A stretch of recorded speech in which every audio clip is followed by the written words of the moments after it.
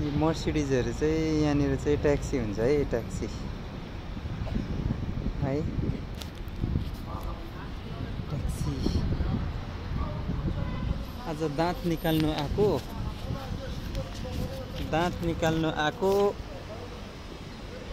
दाँतको x-ray गरेर अन्त दाँत निकाल्नु आको। यो कुरो त मेरो मुख भन्नु पनि मुख लटपटिँदैछ है। दाँत निकालेको चाहिँ झन्डै 70-80 हजार पर्दो रहेछ है। फर्किँदैछु म। आम्मामा, यहाँको अब कति झन्डै 3300 हो कि 3200 कुनै कति पर्दो रहेछ। म सक्ट भएर फर्किँदैछु। म त 400 भनेको थिएँ अस्ति, 400 होला भनेर आएको त। एक्सरे गर्नु मात्रै लगभग कति 150 सेकल भनेपछि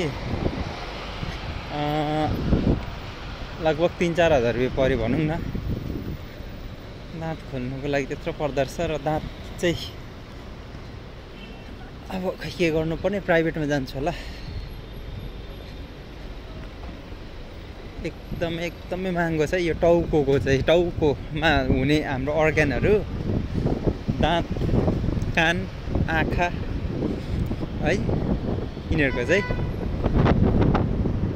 कहिले केही प्रब्लम नभएको इन्डियामा बस्दा यहाँ आएर दाँतको प्रब्लम भयो, दिमाग खराब भयो। दिमाग खराब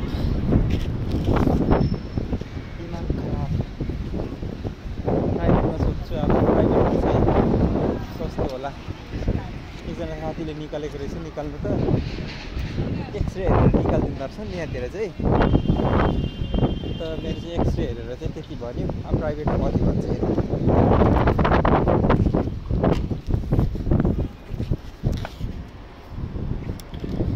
अब यहाँ चाहिँ बस पर्खिनुपर्छ है। कति नम्बर हो यो? 11 त होइन, यहाँ बस पर्खिनुपर्छ।